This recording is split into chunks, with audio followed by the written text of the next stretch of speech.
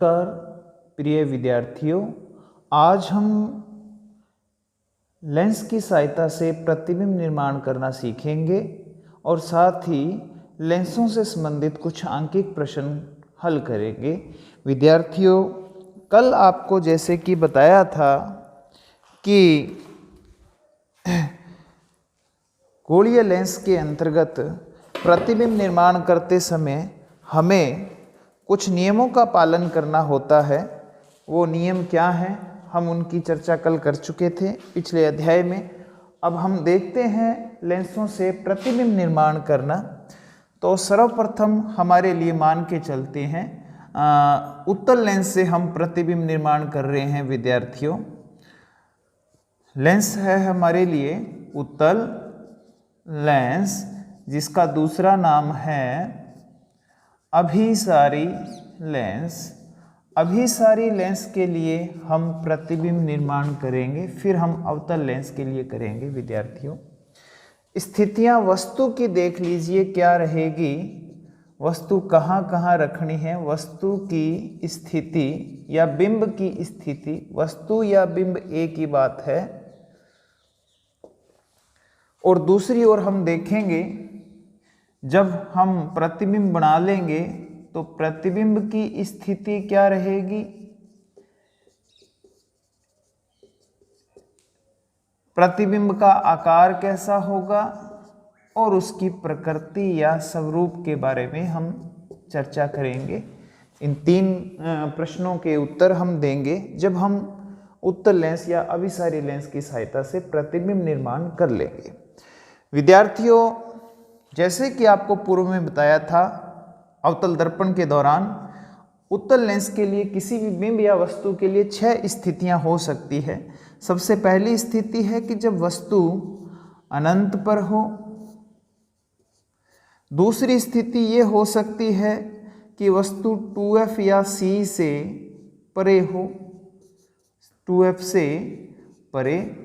तीसरी स्थिति, इस स्थिति को दूसरी को हम अनंत और 2f के बीच भी बोल सकते हैं। अनंत व 2f के बीच एक ही बात है। विद्यार्थियों, तीसरी स्थिति हो सकता है वस्तु 2f पर हो। चौथी स्थिति हो सकता है वस्तु 2f व f के बीच हो। पांचवी स्थिति वस्तु हो सकता है f पर दी हो आपको। और लास्ट स्थिति f व प्रकाश केंद्र के बीच में हो। विद्यार्थियों, जैसे कि हमने अवतल दर्पण में जाना था कि 5 स्थितियों में बनने वाले प्रतिबिंब की आकार जो है वो छोटा या बड़ा होगा, लेकिन प्रकृति वास्तविक और उल्टा बनता है। सेम टू सेम उसी तरह उत्तल लेंस में भी प्रतिबिंब उल्टा और वास्तविक बनेगा। लास्ट जो स्थिति आपको दिखाई दे रही है f व प्रकाश केंद्र के बीच, इस स्थिति में यदि हम वस्तु को रख करके उत्तल लेंस की सहायता से प्रतिबिंब निर्माण करेंगे तो उस स्थिति में आप देखोगे कि बनने वाला प्रतिबिंब सीधा, आभासी और वस्तु से बड़ा होगा। कल ही हमने या पिछले अध्याय में हमने देखा कि अवतल लेंस और उत्तल लेंस में जब हम अंतर कर रहे थे तो हम लिखते थे अवतल लेंस से कि अवतल लेंस से बनने वाले प्रतिबिंब सदैव सीधे, आभासी और वस्तु से छोटे होते हैं। तो आपको यदि प्रश्न आ जाए कि कौन सा लेंस है जिसकी सहायता से हम सीधे व आवर्धित प्रतिबिंब प्राप्त कर सकते हैं, ध्यान देना विद्यार्थियों, सीधे के साथ आवर्धित है, मतलब मैग्निफिकेंट या बड़ा किस लेंस से हम प्रतिबिंब प्राप्त कर सकते हैं, तो वहां हमारा आंसर रहेगा उत्तल लेंस की सहायता से। और किस तरह से वो हम आज जानेंगे। विद्यार्थियों, यहां मैं आपको वही 3 स्थितियों के लिए प्रतिबिंब निर्माण करके दे दूंगा, बाकी 3 स्थितियां आपने खुद बनानी है। पहली स्थिति जब वस्तु अनंत पे हो, दूसरी स्थिति मान लेते हैं वस्तु 2f व f के बीच में हो, और तीसरी स्थिति f व प्रकाश केंद्र के बीच में हो। चूंकि उत्तल लेंस से प्रतिबिंब निर्माण करने में किसी प्रकार की कठिनाई आपको नहीं होगी। केवल आपको दो विशिष्ट आपतित किरणों का उपयोग करना है, और वो कौन सी है उस पर हम चर्चा करते हैं। सबसे पहले हम उस लेंस का निर्माण करेंगे जिस लेंस की सहायता से हमें प्रतिबिंब निर्माण बनाने हैं। तो लेंस है विद्यार्थियों उत्तल लेंस। आपके पास स्केल प्रकार वगैरह सारे सामग्रियां हैं। कम से कम 3 या 5 लाइनों में इस प्रकार से विभाजक पट पहले बना लीजिए, और बिल्कुल 5 लाइनें हैं तो 2 लाइन ऊपर 2 लाइन नीचे, बिल्कुल बीच वाली लाइन में यहाँ प्रकाश केंद्र लिख दीजिए, ताकि आपकी सिमेट्री जो है, सममिति है, वो सही रहे, और आपका जो प्रतिबिंब निर्माण जो कर रहे हैं वो जो आप गणितीय नियमों का पालन करें तो प्रतिबिंब यथास्थिति में बन जाए जहां बनना चाहिए। हमें इस बात को अंडरस्टैंडिंग करनी है, समझना है। रचने की विद्यार्थियों आवश्यकता नहीं है कि प्रतिबिंब कहाँ बनेगा, आकार कैसा होगा, प्रकृति कैसी होगी, ऐसी हमें आवश्यकता नहीं है। आपको केवल अपनी परिस्थितियों के अनुसार इसका निर्माण करना है प्रतिबिंब का। तो आप देख सकते हैं ये हम उत्तल लेंस का निर्माण करने जा रहे हैं, और उत्तल लेंस बनाने के बाद हम बनाते हैं बीच वाली जो 5 लाइनों में 2 लाइन ऊपर छोड़ के 2 लाइन नीचे छोड़ के, ऐसे आपको मिलेंगी आपके रजिस्टर बुक में। इस तरह से 5 लाइनें होंगी, 2 लाइन ऊपर छोड़ लो, 2 नीचे छोड़ लो, और 5 लाइनों में से बीच वाली लाइन को आप पेंसिल की सहायता से मुख्य अक्ष निर्धारित करते हैं। उसके बाद जो सबसे महत्वपूर्ण बात है विद्यार्थियों, जो बहुत ही ध्यान देने योग्य है, जब भी हम प्रतिबिंब निर्माण करते हैं तो पीछे के कुछ विद्यार्थी जो पूर्व कक्षाओं के थे उनकी शिकायत रहती थी, सर हमसे प्रतिबिंब सही निर्मित नहीं होता। भी आप कहते हो कि जब वस्तु 2f से परे है तो प्रतिबिंब f और 2f के बीच बनना चाहिए, लेकिन हमारा नहीं बनता। तो इसके पीछे विद्यार्थियों कारण ये रहता है कि ये जो दूरियां जो हम लेते हैं उनमें हम कहीं न कहीं हेर फेर कर देते हैं। दूरियों में बिल्कुल भी आपको हेर फेर नहीं करनी, बिल्कुल बराबर की दूरियां लेनी हैं, और दूरियां लेनी है आपने प्रकाश केंद्र से। मान लीजिए आप इस प्रकाश केंद्र से 2 सेंटीमीटर इधर f ले रहे हैं। ध्यान देना विद्यार्थियों, इससे जितना दूर, इधर 2 ले लो, 3 सेंटीमीटर ले लो, 1.5 सेंटीमीटर, वो आपकी जितनी इच्छा है। मान लीजिए हम यहाँ से 2 सेंटीमीटर ले रहे हैं, सही मायने में तो ये एक गोला बनाएं, उस गोले का सेंटर 2f होगा और उसका हाफ है वो f होगा, लेकिन आप ऐसी स्थिति ना भी करें तो भी काम चल जाएगा। यहाँ से 2 सेंटीमीटर इस तरफ का f ले रहे हैं, तो यहीं से 2 सेंटीमीटर आगे की तरफ f लेना है, और इस f से आगे फिर आपने 2 सेंटीमीटर पर 2f लेना है। देख लेना विद्यार्थियों, ये दूरी बराबर होनी चाहिए, ये भी बराबर होनी चाहिए, इसके जस्ट आगे ये दूरी भी आपकी बराबर होनी चाहिए, अन्यथा आपके प्रतिबिंब निर्माण में जो आपको स्थिति चाहिए प्रतिबिंब की वो प्राप्त नहीं होगी। बाकी आपको कहीं भी दिक्कत नहीं है। अब हमें खाली वस्तुएं रखनी हैं, बिंब रखना है जहां हमें प्रश्न कहता है।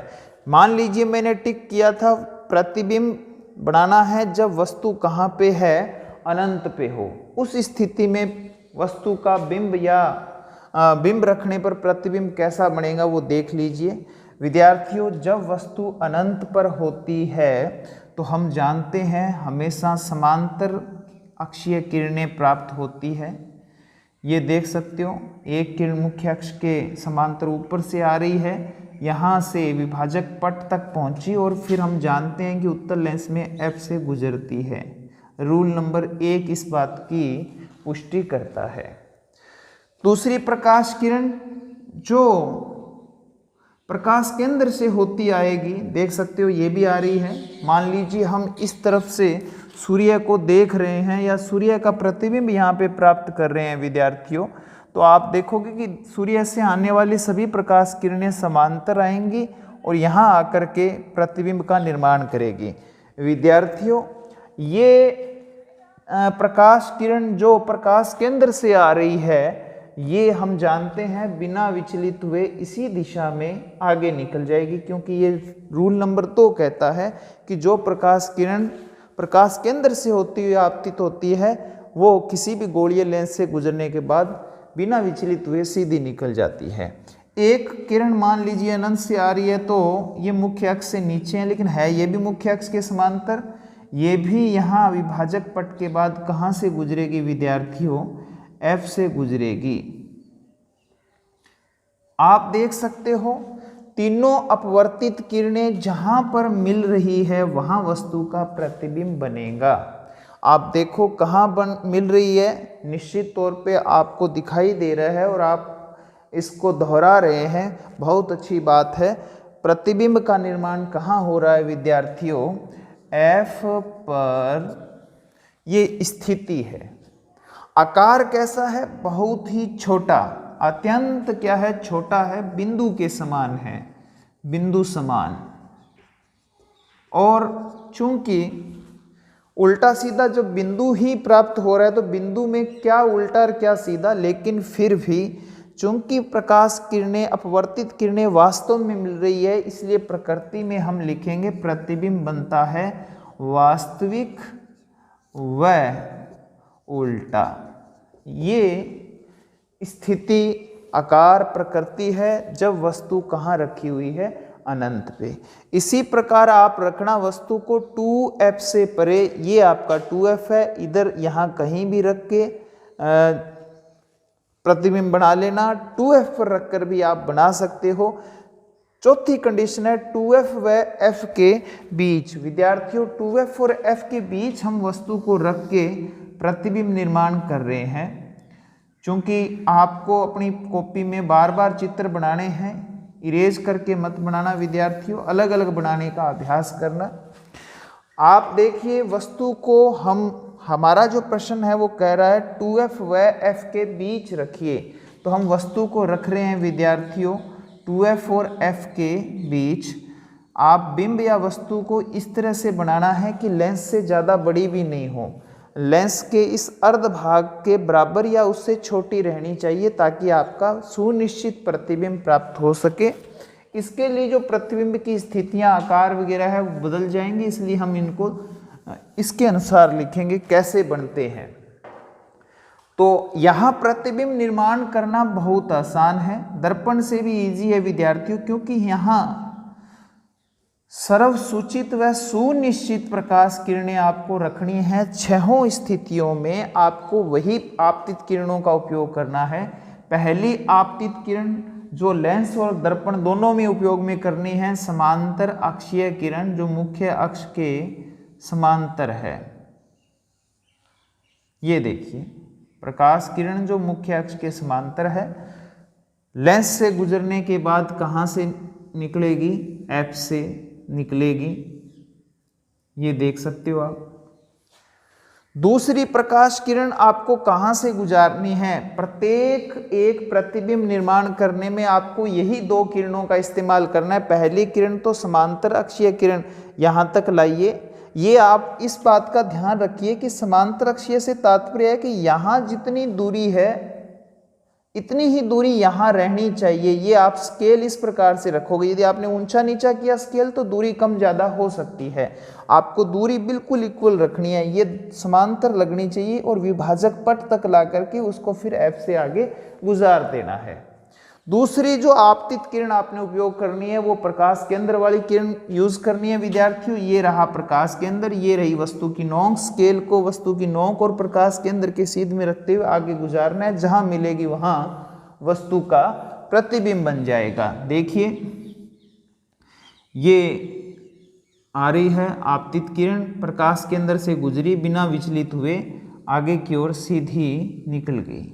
आप इसको बढ़ाते जाइए, जहाँ पर दोनों, इसको भी यदि नहीं मिल रही है तो इसको फिर आप पुनः बढ़ा लीजिए आगे। जहाँ पर दोनों आपतित किरणें आपको मिलती हुई नजर आ रही है वहाँ वस्तु का प्रतिबिंब बन जाएगा। चूंकि यहाँ प्रतिबिंब बनेगा, मुख्य अक्ष को हम थोड़ा सा इसकी सीध में ही और आगे बढ़ा लेते हैं ताकि वस्तु का प्रतिबिंब स्पष्टतः हम बना सकें। जहाँ वस्तु प्रकाश किरणें, अपवर्तित किरणें जहाँ पर मिली वहाँ पर वस्तु की नोक और ये मुख्य अक्ष से वस्तु की नोक को मिलान कर दिया विद्यार्थियों, ये वस्तु का प्रतिबिंब प्राप्त हो गया। ये देख सकते हो। मान लीजिए वस्तु P Q थी, तो प्रतिबिंब नोक इधर आ गई P डैश Q डैश उसका प्रतिबिंब है। कोई मुश्किल चीज नहीं है, बहुत आसान है। समांतर अक्षीय किरण F से गुजार देनी है, बस ध्यान यहाँ रखना है समांतर आएगी मुख्य अक्ष के, वो यहाँ से विभाजक पट से निकलने के बाद मुख्य फोकस से गुजरती हुई आगे जाएगी। दूसरी प्रकाश किरण जो हमें प्रकाश केंद्र से निकालनी है और बिना विचलित हुए उसको इसी दिशा में जाने देना है। दोनों जहाँ टकरा जाए वहाँ वस्तु की नोक बना के प्रतिबिंब विद्यार्थियों प्राप्त हो जाएगा। ऊपर की जो स्थितियां दी है आपको, दो स्थितियां मैंने छोड़ी है, 2F से परे 2F पर और एक नीचे स्थिति है F पर। आपने इसी तरह से किरणों को निकालना है और किरणें जहां पर मिले वहां आपको प्रतिबिंब बनाना है। अब हम प्रतिबिंब की स्थिति के बारे में तथ्यात्मक जो जानकारी दे सकते हैं वो क्या नजर आ रही है विद्यार्थियों, कि प्रतिबिंब बन रहा है 2F से परे। तो स्थिति क्या है प्रतिबिंब की, 2F से परे है। आकार देखिए, ये वस्तु है और ये उसका प्रतिबिंब है। निश्चित तौर पे दिखाई दे रहा है कि प्रतिबिंब वस्तु से क्या है, वस्तु की तुलना में वस्तु से बड़ा। यहाँ ये जरूर शब्द लिखा करो विद्यार्थियों। हम लिख देते हैं कई बार सीधा ही छोटा बड़ा, तो हम तुलनात्मक रूप से लिखना है, किससे बड़ा है, वस्तु या बिंब से बड़ा। ये वस्तु है, वस्तु से बड़ा उसका प्रतिबिंब हमें प्राप्त हुआ है। अब प्रकृति देख ही रहा है आपको, नोक इसकी नीचे की ओर है, वस्तु की नोक ऊपर की ओर थी, नोक नीचे की ओर क्यों हुई, क्योंकि जो अपवर्तित किरणें वो यहाँ मिली और जहाँ मिलेंगी वहीं नोक बनेंगे विद्यार्थियों। आप देख सकते हो जहाँ से प्रकाश किरणें शुरू हुई वहाँ भी मिलती हुई निकली थी, वहीं से निकली थी और जहाँ वापस मिली वहाँ प्रतिबिंब की नोक बनेगी। इस कारण प्रकृति के आधार पे हम लिखेंगे कि कैसा प्रतिबिंब है, वास्तविक, क्योंकि वास्तव में प्रकाश किरणें मिल रही है, वह उल्टा प्रतिबिंब प्राप्त होता है। बाकी जो 3 स्थितियां मैंने छोड़ दी है विद्यार्थियों, वो आपके अभ्यास के लिए हैं। आपको 6 स्थितियों का अभ्यास करना है। वो जो 3 स्थितियां छोड़ी है वो तो आपको आनी ही चाहिए, जो मैंने बनाई है वो भी आपको आनी चाहिए। चलते हैं लास्ट स्थिति, छठी, जब वस्तु F व प्रकाश केंद्र के बीच में हो। यह वह स्थिति है विद्यार्थियों जब हम लेंस की सहायता से किसी वस्तु का बड़ा प्रतिबिंब प्राप्त करते हैं, चाहे घड़ी साज वाला घड़ी के कलपुर्जे देख रहे हों, चाहे हम ज्योमेट्री में जो हमारे पास लेंस होता है उस लेंस की सहायता से हम छोटी वस्तुओं को बड़ा करके देख रहे हों, वो स्थिति विद्यार्थियों यहाँ प्राप्त होती है। हमें यहाँ अपनी तरफ से कुछ भी नहीं करना विद्यार्थियों। आपतित किरणें आपको उपयोग में लेनी है, एक समांतर अक्षीय किरण और एक प्रकाश केंद्र से जाने वाली। वो किरणें अपवर्तन के बाद जहाँ पे मिले या मिलती हुई नजर आए वही वस्तु का आपने प्रतिबिंब बना देना है और प्रतिबिंब की स्थिति प्रकृति के बारे में आप लिख सकते हैं। तो हम अब रखते हैं वस्तु को F व प्रकाश केंद्र के बीच में। तो ये प्रकाश केंद्र है, ये F है और यहाँ इन दोनों के बीच में विद्यार्थियों हमने मान लीजिए वस्तु रखती है। ध्यान कर लेना, लेंस में कभी भी प्रकाश किरण वापस लौट कर नहीं आती, हमेशा आगे ही जाती है। दर्पण में आगे नहीं जाती, वापस लौट के आती है। उत्तल लेंस है तो F में से गुजरेगी, अवतल लेंस है तो पीछे F में से गुजरती हुई प्रतीत होगी। खैर, हम वस्तु रख ली है F व प्रकाश केंद्र के बीच। F व प्रकाश केंद्र के बीच हमने वस्तु रख ली है। अब वस्तु से वही 2 किरणें हमने गुजारनी है। सबसे पहली समांतर अक्षीय किरण, ये देख सकते हो आप, समांतर अक्षीय किरण निकली है, ये आई विभाजक पट तक हम समांतर लेके, उसके बाद कहाँ से निकाल देंगे हम इसको, F से निकालते हुए हम इसको आगे बढ़ा देंगे। सीधी चली गई विद्यार्थियों। दूसरी प्रकाश किरण जो निकलेगी प्रकाश केंद्र से आगे चली जाएगी सीधी, तो आप देख सकते हो ये दूसरी प्रकाश किरण है जो वस्तु की नोक से निकली, प्रकाश केंद्र से होती हुई उसी दिशा में आगे गई। विद्यार्थियों, हम क्या देख पा रहे हैं, कि अपवर्तित किरणें आगे बढ़ाने पर इनके बीच की दूरी निरंतर बढ़ती जा रही है। आप देख सकते हो ये यहाँ दूरी कम थी, आगे जैसे जैसे बढ़ते जा रहे हैं दूरी बढ़ती जा रही है। इसका मतलब ये हुआ कि ये अपवर्तित किरणें इस तरफ मिलना इनका संभव नहीं है। हम इनको जब पीछे बढ़ाते हैं तो ये दूरी क्रमशः धीरे धीरे धीरे कम होती जा रही है, तो हमें इसी दिशा में आगे बढ़ना पड़ेगा। तो इसको इसकी दिशा में हम डैश डैश करके इसकी दिशा में आगे बढ़ा देते हैं विद्यार्थियों। इसकी दिशा में आप इसको डैश डैश करके आगे बढ़ा सकते हैं। स्केल की सहायता से आप इसी दिशा में बढ़ाएंगे विद्यार्थियों, तो आप देखेंगे कि ये ऐसे गई और इसी दिशा में इसको बढ़ाना है, हमने मोड़ना नहीं है, इसी दिशा में रखना है। आगे जहाँ मिलती हुई आपको प्रतीत होगी वहाँ वस्तु का प्रतिबिंब बन जाएगा। आप देख सकते हो दोनों अपवर्तित किरणें पीछे बढ़ाने पर एक निश्चित पॉइंट पर मिलती हुई प्रतीत हो रही है। जहाँ मिलती हुई प्रतीत हो रही है वहाँ पे वस्तु की नोक बना देनी है हमने और उस वस्तु को मुख्य अक्ष से मिला देंगे तो ये वस्तु का प्रतिबिंब प्राप्त हो जाएगा। आप देख सकते हो विद्यार्थियों, जब F और प्रकाश केंद्र के बीच हमने वस्तु रखी थी तो उसका प्रतिबिंब ठीक वैसा सही सीधा ही बना है, नोक ऊपर है, प्रतिबिंब की नोक भी ऊपर है, जो कि मैंने आपको पूर्व में बताया था कि उत्तल लेंस से ही हम किसी वस्तु का सीधा और आवर्धित प्रतिबिंब प्राप्त कर सकते हैं, अवतल लेंस से नहीं कर सकते। सीधा जरूर होगा लेकिन वस्तु से आवर्धित या बड़ा नहीं होगा, छोटा ही बनेगा, जबकि उत्तल लेंस से सीधे के साथ साथ बड़ा। और कंडीशन कौन सी अप्लाई करनी है वस्तु की, F व प्रकाश केंद्र के बीच रखनी है वस्तु को, ये विशेष ध्यान रखने वाली बात है। कई बार प्रश्न पूछ लिया जाता है कि कौन से लेंस की सहायता से वस्तु का आवर्धित और सीधा प्रतिबिंब प्राप्त कर सकते हैं। प्रकाश किरण चित्र की सहायता से सीधा और आवर्धित प्रतिबिंब प्राप्त कीजिए। तो हमारे पास दो प्रश्न इसमें आ गए। यदि हमारा पहला प्रश्न सही होगा तो उसके आधार पे हम दूसरा उत्तर निकाल पाएंगे। पहला प्रश्न क्या है, लेंस पूछा है, यदि हमने लेंस सही बताया तो प्रतिबिंब भी हम उसी लेंस से बनाएंगे। तो सही उत्तर क्या होगा, उत्तल लेंस की सहायता से और प्रतिबिंब प्राप्त करना है तो ये चित्र आपने बनाना है प्रकाश किरण की सहायता से।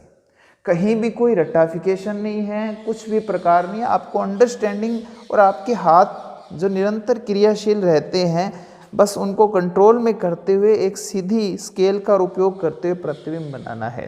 तो प्रतिबिंब की स्थिति उसी ओर बना है, कहाँ बना है वहाँ लिख दीजिए। मान लीजिए स्थिति 2F व F के बीच है, जहाँ बना है वहीं लिखा जाएगा। आकार वस्तु से बड़ा और प्रकृति आप जानते हैं कैसा बना है, आभासी बना है। आभास हुआ है किरणों का मिलते हुए, आभासी व सीधा। इसको आवर्धित भी कह देते हैं बड़े को। तो ये मैग्निफिकेंट प्रतिबिंब प्राप्त हुआ है। छहों स्थितियों का आप घर पे अभ्यास करेंगे, ऐसी उम्मीद के साथ हम चलते हैं अगला लेंस। कौन सा लेंस विद्यार्थियों, हमारा अगला लेंस है अपसारी लेंस या अवतल लेंस, जिसकी सहायता से हम प्रतिबिंब निर्माण करेंगे। प्रतिबिंब निर्माण करेंगे विद्यार्थियों। दूसरा लेंस हमारा आज के प्रकरण का अवतल लेंस या हम इस लेंस का दूसरा नाम क्या लिखते हैं, अपसारी लेंस। कॉनकेव लेंस भी बोल देते हैं। कैव मीन्स गुफा होती है, अंदर से बीच में से ये पतला होता है। तो अवतल लेंस या अपसारी लेंस के लिए चूंकि हम 6 स्थितियां बना सकते हैं, लेकिन प्रतिबिंब की स्थिति आकार प्रकृति में फर्क नहीं पड़ेगा। आकार तुलनात्मक रूप से छोटा बड़ा हो सकता है, लेकिन वस्तु से तो हमेशा क्या रहेगा विद्यार्थियों, छोटा ही रहेगा। प्रतिबिंब आपस में छोटे बड़े हो सकते हैं, लेकिन वस्तु से सदैव छोटा ही बनेगा। अतः हम क्या करते हैं, अवतल लेंस से प्रतिबिंब बनाते हैं तो एक तो वस्तु रख लेते हैं विद्यार्थियों अनंत पर, और दूसरी रख लेते हैं, दूसरी स्थिति जो कॉमन है, अनंत व प्रकाश केंद्र के बीच। अब ये अनंत और प्रकाश केंद्र के बीच कोई भी दूरी हो सकती है। अनंत और प्रकाश केंद्र के बीच वस्तु 2f से परे, 2f पर, 2f के बीच, f पर, f प्रकाश केंद्र के बीच कहीं भी रख सकते हैं। प्रकृति स्थिति आकार में विशिष्ट अंतर नहीं आएगा। तो हम सबसे पहले निर्माण करते हैं अवतल लेंस का, फिर प्रतिबिंब बनाएंगे। वही तरीका विद्यार्थियों, सबसे पहले आप विभाजक पट बना लीजिए। 5 लाइनों में बना लो या 3 लाइनों में बना लो, ऐसे 5 लाइनों में बना लो या 3 में। बिल्कुल सेंटर वाली लाइन पे आप प्रकाश केंद्र बना लो। ऐसे 2 आप लाइनिंग खींच के आई सा बनाना है, बस उसको बीच में बिल्कुल पास लाना है, और फिर जैसे जैसे आगे बढ़ते हैं क्रमशः इसको दूर करते जाना है। इसी प्रकार ये साइड दिखाएंगे हम, बीच में आते आते इसको पास लाना है, फिर हम इसको दूर करते जाएंगे, तो ये हमारा अवतल लेंस प्राप्त हो गया। अब हम मुख्य अक्ष का निर्माण करेंगे बिल्कुल सेंटर लाइन पे। मुख्य अक्ष बनाने के बाद हम f और 2f निर्धारित करेंगे। यहाँ से मान लीजिए हमने निश्चित दूरी पे f बनाया, इससे थोड़ा आगे हम क्या बनाएंगे विद्यार्थियों, 2f बनाएंगे। ऐसे ही इससे आगे हमने ये f बनाया, इतनी ही आगे हमने 2f निर्मित करना है। तो यहाँ आप देखेंगे कि जब वस्तु अनंत पर है तो उसका प्रतिबिंब स्थिति आकार प्रकृति कैसे होती है। जैसे कि पहले वाले लेंस में हमने किया था, जब वस्तु अनंत पे है तो प्रकाश किरणें अनंत से आपको प्राप्त होगी। ये मान लीजिए आ रही है एक प्रकाश किरण, और आप जानते हैं ये प्रकाश किरण यहाँ से आने के बाद अवतल लेंस है, नाम इसका दूसरा अपसारीय मतलब फैलाने का काम करता है। ये फैलाएगा, फैलेगी। आपको किस तरह से फैलाना है विद्यार्थियों, ध्यान दे लेना। आप इसको फैलाते वक्त बस इतनी सावधानी रखना कि जहाँ ये विभाजक पट तक की नोक है प्रकाश किरण की, और इधर ये F है, इसकी सीध में ही फैलाना है। ये देखो मैंने F और इसकी सीध में रख लिया है। ये देखो इधर फैल रही है, और पीछे आपने dash dash dash dash dash करके F से गुजरती हुई प्रतीत करवानी है। देख सकते हो आप विद्यार्थियों, ये इधर फैल गई,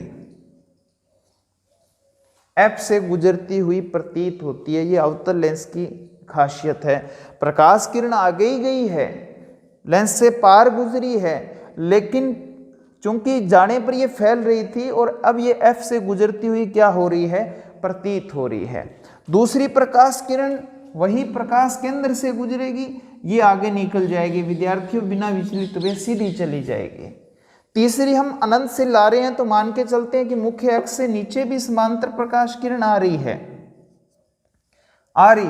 ये भी टकराने के बाद फैलेगी।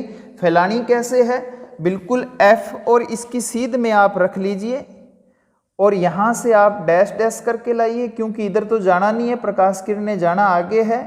ये देखिए इस दिशा में ये आगे चली जाएगी। ये देखो आगे आगे पीछे बढ़ाने पर ये F से गुजरती हुई प्रतीत हुई। देख सकते हो दोनों तीनों अपवर्तित किरणें, ये इधर जा रही है, वो ऊपर की ओर जा रही है, ये आगे सीधी जा रही है, तीनों फैल रही है, दूर हो रही है। इसका मतलब तीनों को पीछे बढ़ाने पर ये F पर मिलती हुई प्रतीत होती है, और जहाँ पर हमारा प्रतिबिंब निर्मित हो जाता है। तो प्रतिबिंब की स्थिति क्या है विद्यार्थियों, F पर आकार बिंदु के समान या अत्यंत छोटा, और प्रकृति है आभासी, और आभासी के साथ हम हमेशा क्या लिखते हैं विद्यार्थियों, सीधा। ये है स्थिति। अब हम रख लेते हैं वस्तु को अनंत व प्रकाश केंद्र के बीच, जहां हम चाहते हैं वहां रख सकते हैं विद्यार्थियों। हमने अनंत व प्रकाश केंद्र के बीच इसको रखना है। आपकी जहां इच्छा है वहां रख सकते हो, या आपको प्रश्न में जहां दिया है वहां रखना है। तो मान लीजिए वस्तु आपको प्रश्न आ गया कि 2F और F के बीच में, या 2F पर रख लीजिए, तो आपको वस्तु को 2F पर रखना है, और उससे वही 2 प्रकाश किरणें गुजारनी है विद्यार्थियों। ये मान लीजिए वस्तु है 2F पर रखी है, और इससे 2 प्रकाश किरणें हमने गुजारनी है, ये विभाजक पट। तो पहली प्रकाश किरण जो मुख्य अक्ष के समांतर है, लेंस से गुजरने के बाद F से गुजरती हुई प्रतीत होगी, तो वही प्रक्रिया इसकी सीध में उधर तो गुजारना है वास्तव में, और इधर पीछे डैश डैश करके F से गुजरती हुई प्रतीत करवानी है। आप देख सकते हो यहाँ से ये सीधी आगे बढ़ जाएगी, ये देखिए, देख सकते हैं हम, समांतरक्षीय किरण आई, लेंस ने फैलाया, पीछे F से गुजरती हुई प्रतीत हुई। नेक्स्ट देखिए, दूसरी किरण गुजारेंगे हम प्रकाश केंद्र से निकलने वाली, वो बिना विचलित हुए क्या होगी, सीधी निकल जाएगी। प्रकाश केंद्र से जो किरण जाएगी वो बिना विचलित हुए सीधी निकल जाएगी। और चूंकि ये देखिए, ये प्रकाश केंद्र वाली किरण इस तरफ जा रही है और ये जो किरण है वो ऊपर की ओर जा रही है, दोनों किरणें फैल रही है, इसका मतलब इसको भी हम पीछे बढ़ाते हैं। अब चूंकि मेन लाइन के ऊपर डैश डैश करेंगे तो वो दिखाई नहीं देगा, लेकिन हम मान के चलते हैं कि इसको पीछे बढ़ाने पर ये यहाँ पर इस दूसरी किरण से मिलती हुई प्रतीत हो रही है, यहाँ वस्तु की नोक बन जाएगी और ये वस्तु का प्रतिबिंब बन जाएगा। आप देख सकते हो, वस्तु यदि पी क्यू है तो उसका प्रतिबिंब पी डैश क्यू डैश, दोनों की तुलना करके प्रतिबिंब की स्थिति देखिए। आप देख लेना विद्यार्थियों, 2 नंबर स्थिति में जब वस्तु अनंत और प्रकाश केंद्र के बीच कहीं भी रख लेना, प्रतिबिंब की स्थिति हमें सदैव F व प्रकाश केंद्र के बीच प्राप्त होगी। F व प्रकाश केंद्र के बीच बनेगा प्रतिबिंब। दूसरा, आकार सदैव वस्तु से छोटा होगा और प्रकृति आभासी एवं सीधा। उम्मीद करता हूं कि आप अवतल लेंस की सहायता से ये दोनों स्थितियों के लिए चित्र बनाएंगे। जरूरी नहीं है कि आप 2F पर रखें वस्तु को, 2F, कुछ विद्यार्थी 2F से परे रख लो, कुछ 2FF के बीच रख लो, कुछ F पर रख लो, कहीं रख लेना। प्रतिबिंब इसी तरह की स्थिति में बनने वाला है। हाँ, हो सकता है F और प्रकाश केंद्र के बीच इधर उधर थोड़ा बहुत हो सकता है, आकार थोड़ा बहुत छोटा बड़ा हो सकता है, लेकिन वस्तु से तो छोटा रहेगा और बनेगा F और प्रकाश केंद्र के बीच में ही। तो दोनों लेंसों से हम प्रतिबिंब निर्माण किया। आप प्रत्यास्मरण कीजिए, पुनः याद कीजिए उस बात को। जब मैंने उत्तल लेंस और अवतल लेंस में आपको अंतर बताए थे तो मैंने ये भी कहा था कि उत्तल लेंस से बनने वाले प्रतिबिंब वास्तविक, अधिकांशतः वास्तविक और उल्टे होते हैं, जबकि अवतल लेंस से बनने वाले प्रतिबिंब सदैव वस्तु से छोटे, आभासी और सीधे बनते हैं। और वो बात हमारी प्रैक्टिकली रूप से, प्रायोगिक रूप से बात सही सत्यापित हो रही है विद्यार्थियों। इसमें कोई मीन मेक या रटने की आवश्यकता नहीं है कि जी इस बात को हम याद कैसे रखें, तो याद बना के चेक कर सकते हो। देखो, हम बना हुआ देख रहे हैं, उस बेस पे हम हमारी जो पहले जो अंतर बताया था उसकी सत्यता का प्रमाण भी हो रहा है। चलो अब चलते हम आंकिक प्रश्नों पर। और आंकिक प्रश्न करने से पहले हम कार्तीय चिन्ह देख लेते हैं कि दोनों लेंसों में किस प्रकार के चिन्ह रहेंगे। क्योंकि पूर्व में हमने क्वेश्चन कर लिए हैं, आंकिक प्रश्न कर लिए हैं, तो मेरे को ऐसी उम्मीद है कि आपको जो चिन्ह हैं उनमें ज़्यादा दिक्कत नहीं होंगी। दोनों लेंसों की बात करते हैं, अवतल लेंस और दूसरा लेंस है विद्यार्थियों उत्तल लेंस, या इसका दूसरा नाम है अभिसारी लेंस। यहाँ 2-3 बातें आप और समझेंगे दर्पण की अपेक्षा। विद्यार्थियों, ये अवतल लेंस, ये मुख्य अक्ष, इसी तरह ये उत्तल लेंस और ये उत्तल लेंस के लिए मुख्य अक्ष, ये इसका विभाजक पट, ये इसके लिए F, ये इस तरफ का F, ये 2F, ये इस तरफ का 2F, इसी तरह ये इस तरफ का F, ये इस तरफ का 2F, ये इस तरफ का F और ये इस तरफ का 2F। आपको अंदाजे से नहीं ये माप की दूरियां लिखनी है।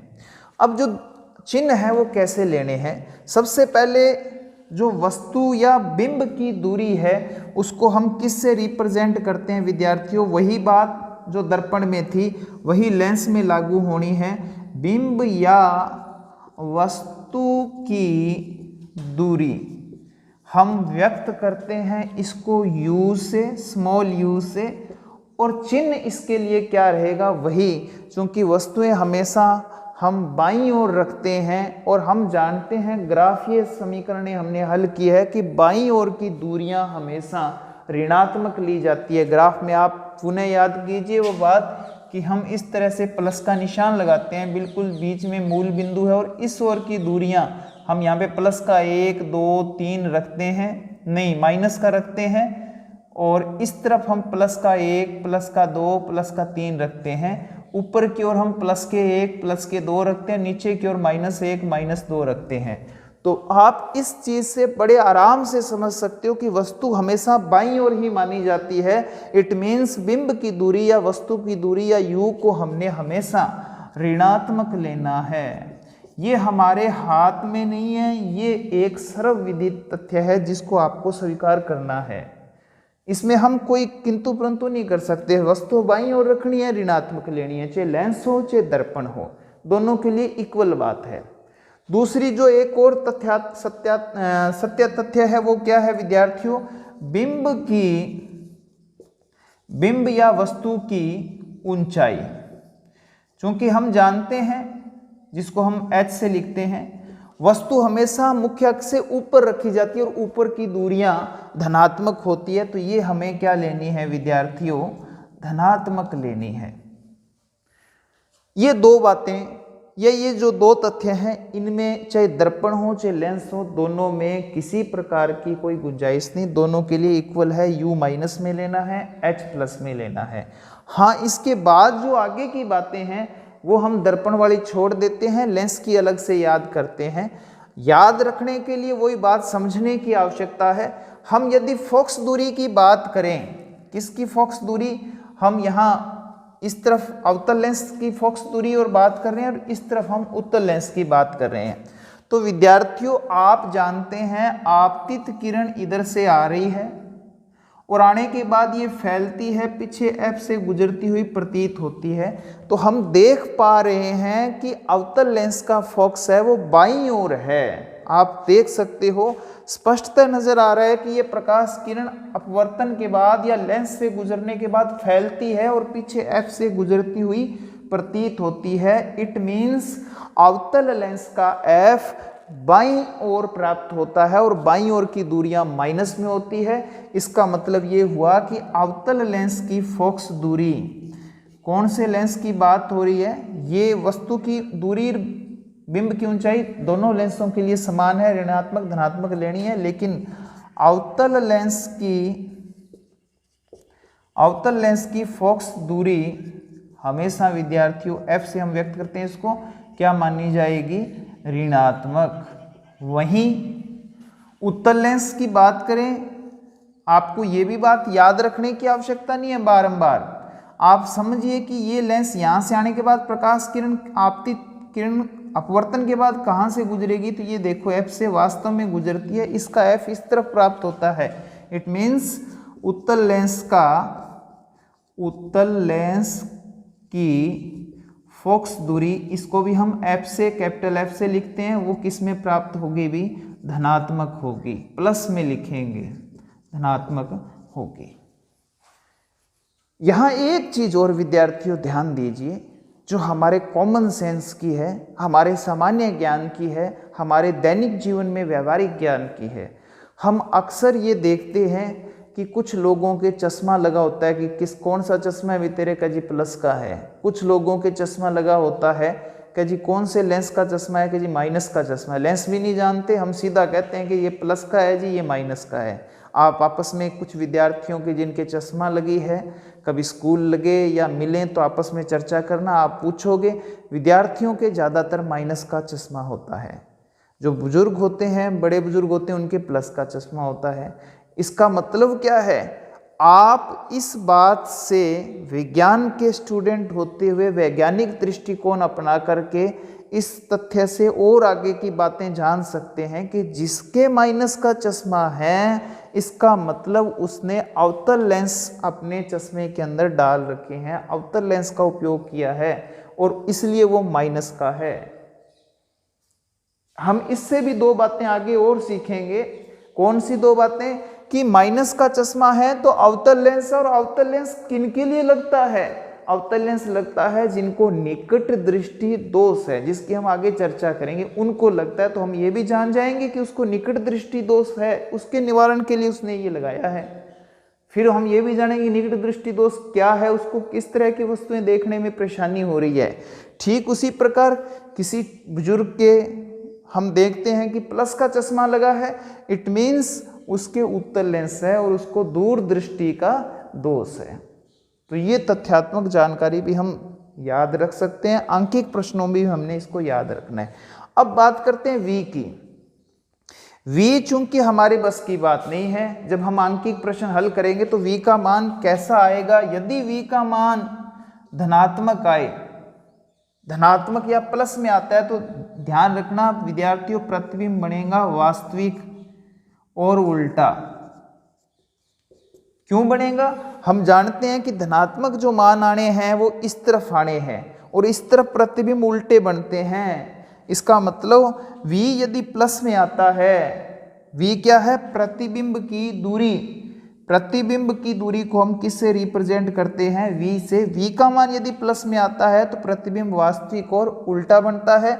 यदि v का मान माइनस में आए तो प्रतिबिंब बनेगा विद्यार्थियों आभासी और सीधा।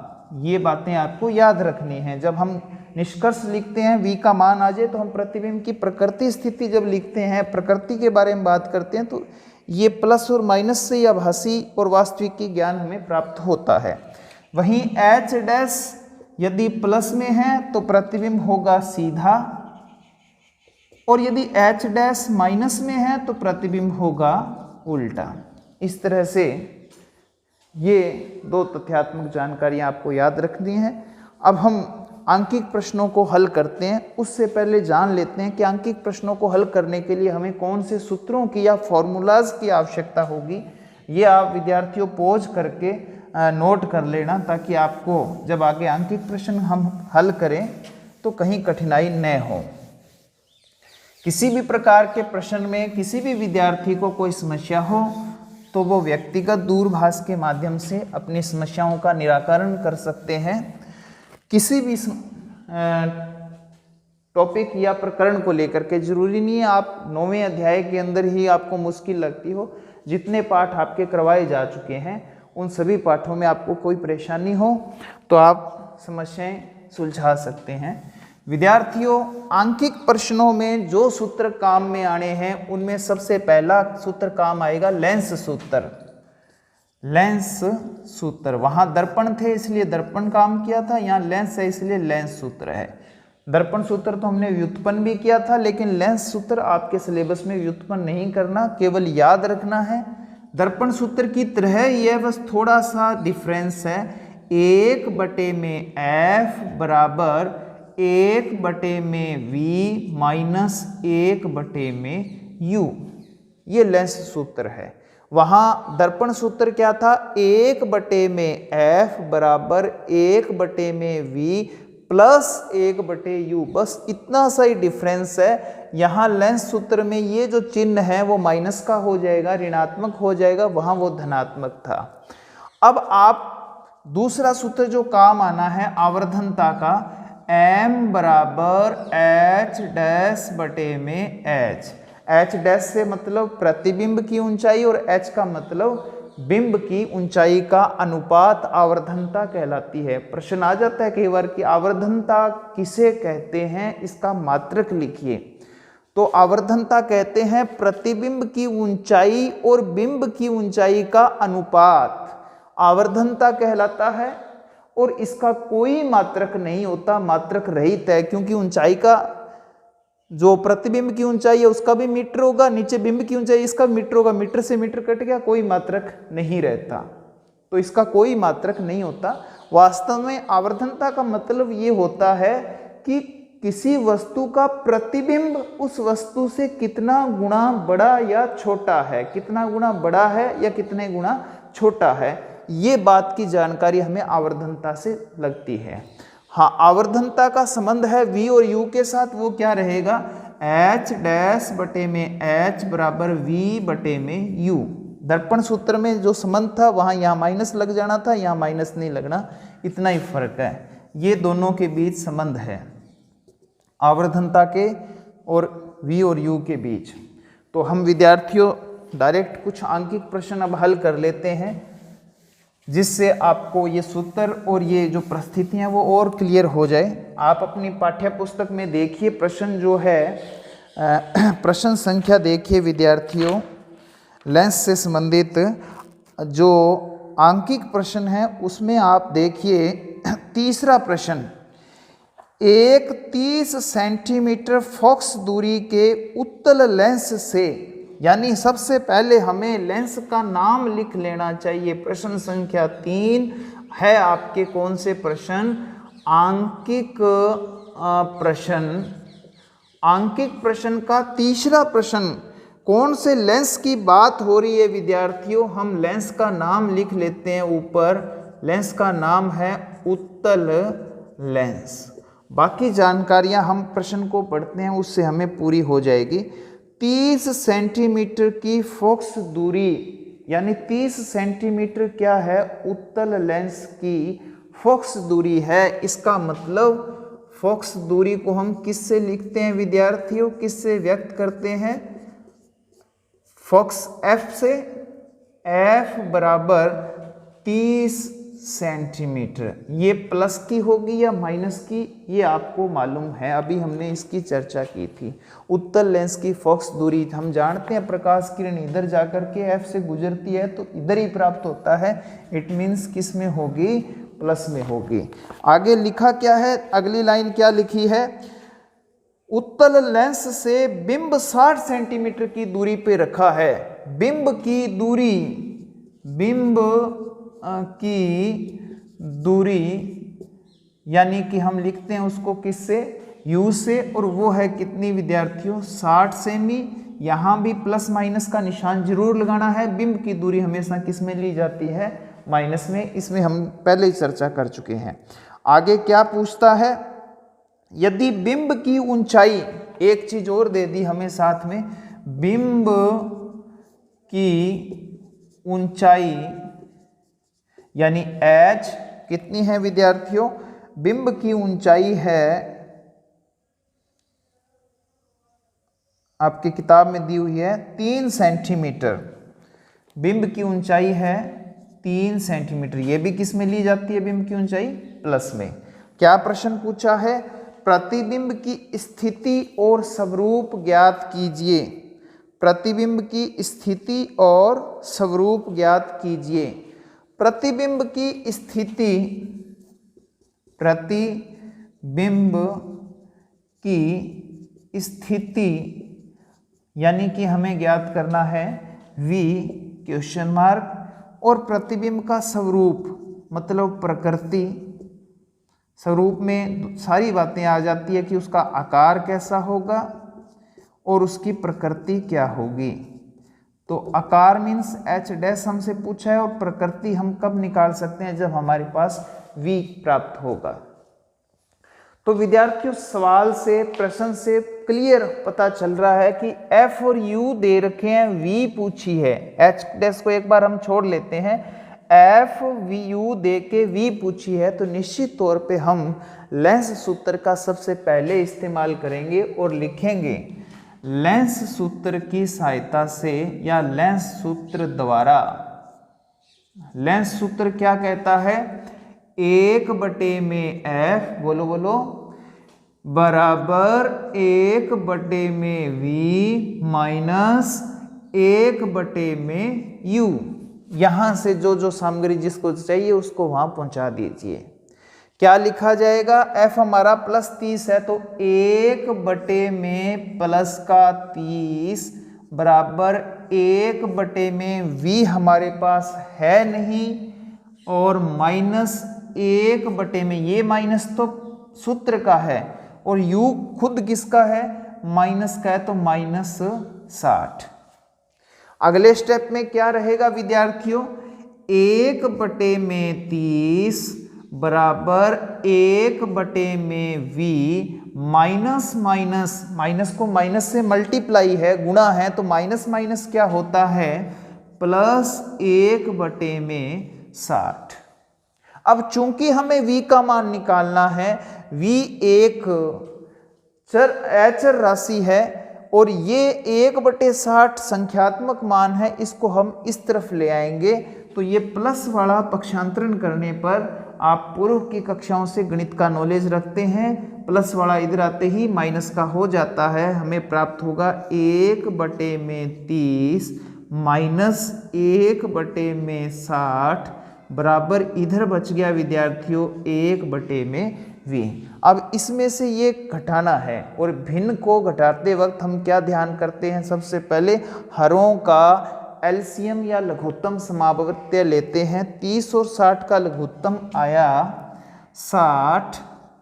अगला स्टेप क्या रहता है, 30 का 60 में लगाते हैं भाग, 2 पर गया, 2 को 1 से गुणा करते हैं, 2 एकम 2, बीच का निशान माइनस का, 60 का 60 में भाग लगाया, 1 को 1 से गुणा किया, 1 बीच में निशान बराबर 1/v, 2 में से 1 गया, 1/60 बराबर 1/v। अब इसके बाद क्या होना चाहिए, इसके बाद होना चाहिए तिरछा गुना, v एकम v, तिरछा गुणा करेंगे, v एकम v, 60 एकम 60, 60 प्लस का आया है। विद्यार्थियों आप देखिए फोकस दूरी 30 थी और बिंब की दूरी 60, इसका मतलब प्रतिबिंब वस्तु कहाँ रखी हुई थी, f का डबल था, वस्तु रखी हुई थी 2f पर, और हमें पता है कि जब वस्तु 2f पर होती है तो प्रतिबिंब भी 2f पर ही बनता है। आप देख सकते हो जितना u है उतना ही v प्राप्त हुआ। हम बहुत से नतीजे इस क्वेश्चन से भी बता सकते हैं कि फोकस दूरी 30 है, इसका मतलब 2f 60 होगा, और वस्तु की दूरी भी 60 है, इसका मतलब वस्तु कहाँ रखी हुई है, 2f पर रखी हुई है। और हम जानते हैं कि उत्तल लेंस में जब वस्तु 2f पर होती है तो उसका प्रतिबिंब भी 2f पर बनता है, और आप देख सकते हो प्रतिबिंब 2f पर ही बना है। अब आपको ये लिखना, इसकी स्थिति बताओ कैसी हुई, अतः प्रतिबिंब कहाँ बना, प्रतिबिंब 2f पर बनेगा। अब कुछ विद्यार्थी सोच रहे होंगे जी हमें कैसे पता लगा प्रतिबिंब 2f पर बनेगा। आपको फोकस दूरी से इस बात को अंदाजा लगाना है। फोकस दूरी 30 है, इसका मतलब 2f कितना होगा, 60 होगा। मान लीजिए आपकी v है वो 40 आती, सपोज कीजिए कि v का मान 40 आया, तो प्रतिबिंब की स्थिति कहाँ होनी थी। देखिए विद्यार्थियों f है इसका 30 और 2f कितना है, 30 का डबल करते हैं 60। 40 कहाँ की दूरी है आप देख लीजिए, 30 और 60 के बीच है, तो हम लिख सकते हैं प्रतिबिंब f व 2f के बीच बना। यदि v का मान 70 आता तो हम प्रतिबिंब की स्थिति कहाँ बताते, देखो 2f कितना है, 60 है, और ये 60 से भी ज्यादा है, तो मतलब क्या हुआ, 2f से परे बना।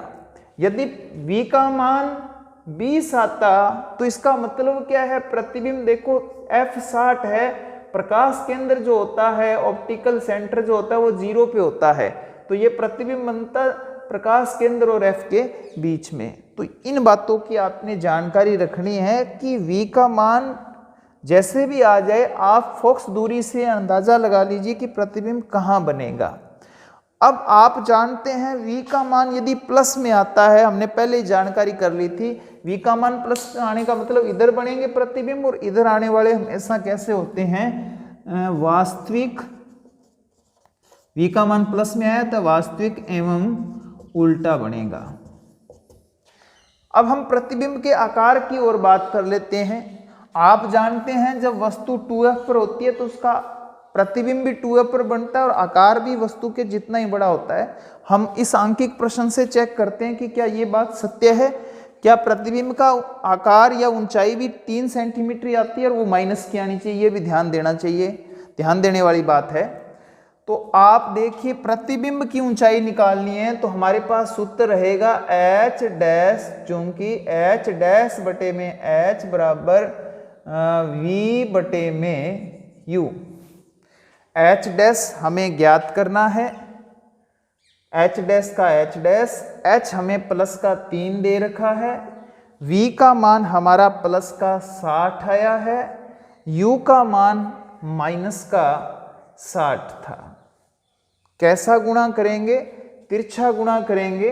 -60 गुणा में h डैश बराबर 60 गुणा में 3, ये -60 भाग में आ जाएगा, h डैश बराबर 60 गुणा में 3 बटे में -60, 60 एकम 60, 60 एकम 60, h dash minus plus minus का 3 सेंटीमीटर प्राप्त हुआ।